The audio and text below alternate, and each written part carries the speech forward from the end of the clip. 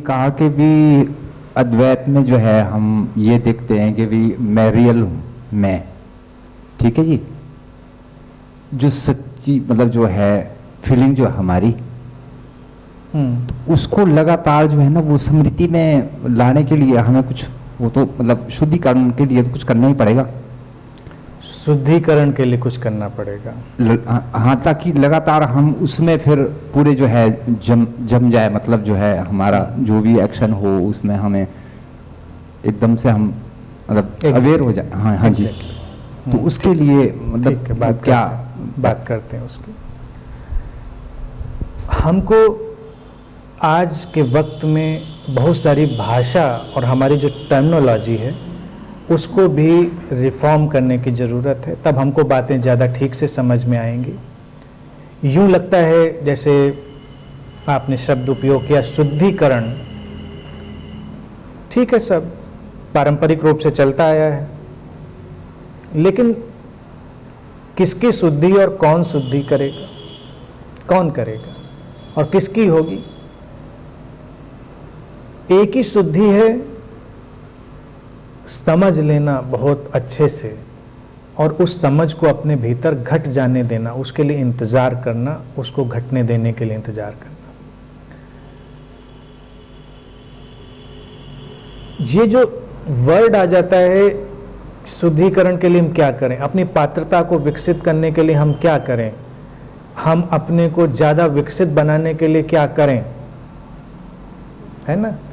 तो इसी में सारा कन्फ्यूजन इकट्ठा हो गया है और ये पारंपरिक भाषा में ऐसे ही कहा गया है, तो कहने वालों का कोई वो नहीं, थोड़ा भाषा का ट्विस्ट करना पड़ता है। क्या करें? कुछ नहीं, क्योंकि आप कुछ कर ही नहीं सकते, आप करने वाले नहीं हैं, इसको समझ लेना। देखिए, अगर हम कहें कि नहीं ये करिए वो करिए और कुछ चीज़ें बताई भी जा सकती हैं तो हम करने भी लग सकते हैं कि सुबह उठिए, ब्रह्म मुहूर्त में उठिए, फिर ये करिए, फिर ये करिए, तमाम चीज़ें इंसान, लेकिन वो भी वो प्रोग्राम के हिसाब से करेगा। कई लोग ऐसे होंगे जिनको अभी बता दें कि नहीं सुबह ब्रह्म मुहूर्त में उठ के ध्यान करना, सुन लेंगे, कभी नहीं उठ सकते क्योंकि उनकी बॉडी क्लॉक ही उठने के लिए तैयार नहीं है। और कुछ उठने के लिए तैयार हैं, वो उठ जाएंगे बेचारे, यानी आगे पीछे उठते होंगे, आधा पौन घंटा थोड़ा और पुश करेंगे तो वो उठ जाएंगे। और जो उठ पाएंगे वो ज़्यादा खुश रहेंगे, जो नहीं उठ पाएंगे वो दुखी रहेंगे। तो ऐसे जो उपाय हैं वो सब कभी काम नहीं आते। काम ये आती है कि हम सहजता में जाएं और बात को समझें। जब हम इस चीज़ को देखने लगते हैं कि जो भी चीज़ें हैं, क्रियाएं हैं, वो हमारे माध्यम से होती हैं, हम इतने करने वाले नहीं हैं, तो हमारे माध्यम से बहुत कुछ इतना रिफाइंड होता है जिसकी हम कल्पना नहीं कर सकते।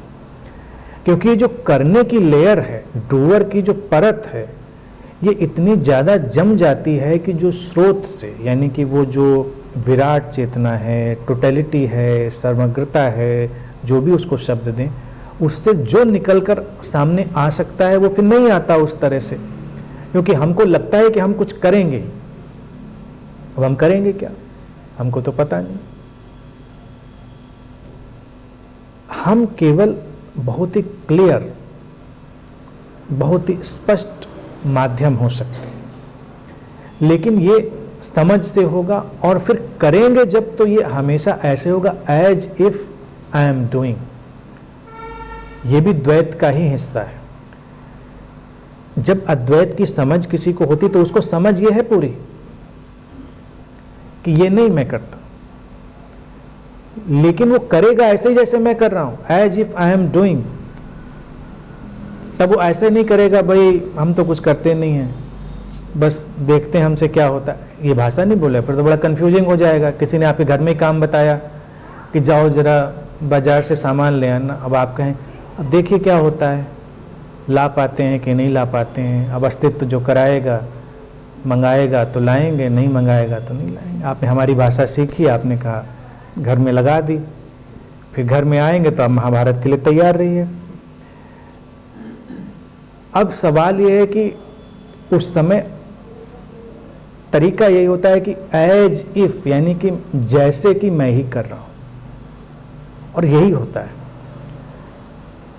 लेकिन गहराई में आप ये जानते हैं कि घर में आपसे किसी ने नहीं कहा होता जाके ये मूली लेके आइए या जाके ये एप्पल लेके आइए, तो आप शायद मूली और एप्पल क्यों लाते? क्यों लाते आप? क्योंकि ये आप तो नहीं लाने गए, तो ये क्या आप ही लाए थे? अब कहा उसने क्यों कहा? उसको अपना कुछ आइडिया आया।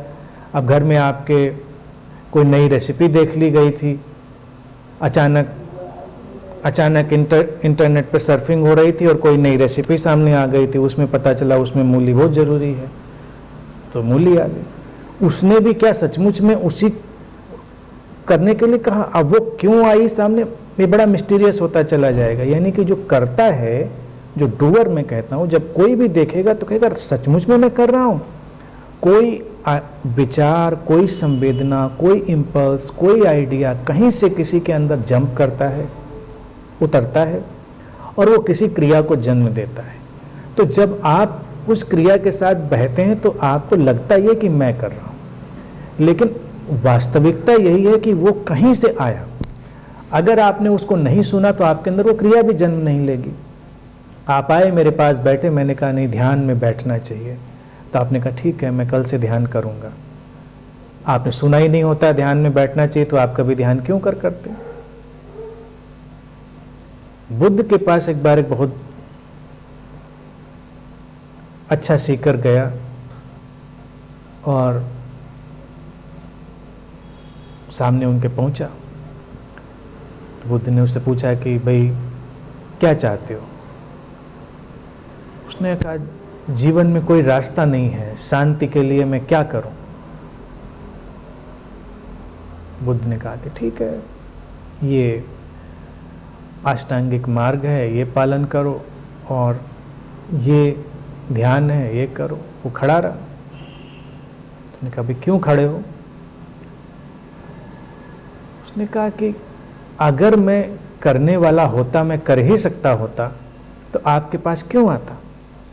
क्या सचमुच में मैं कर सकता हूं? क्या मेरे अंदर कुछ ऐसा है जो कर सकता है? वो क्या है जो कर सकता है मेरे अंदर? मैंने नहीं पकड़ पाया उसको। तो बुद्ध ने कहा अब तुम बैठ जाओ, अब तुम समझ सकते हो बात को। क्योंकि किसी को बताओ ये करो, तुरंत करने निकल लेते, क्योंकि उसको लगता है कि शायद मैं कर लूंगा। अब ये गलतफहमी है कि मैं कर लूंगा, वो होगा तब होगा। पहले तो ये पता चल जाए करने वाला कोई है भी भीतर, करने वाला कोई है भी आइडेंटिटी, तो वो एक फिनोमिना, उसकी समझ अद्वैत में ठहराती है हमको।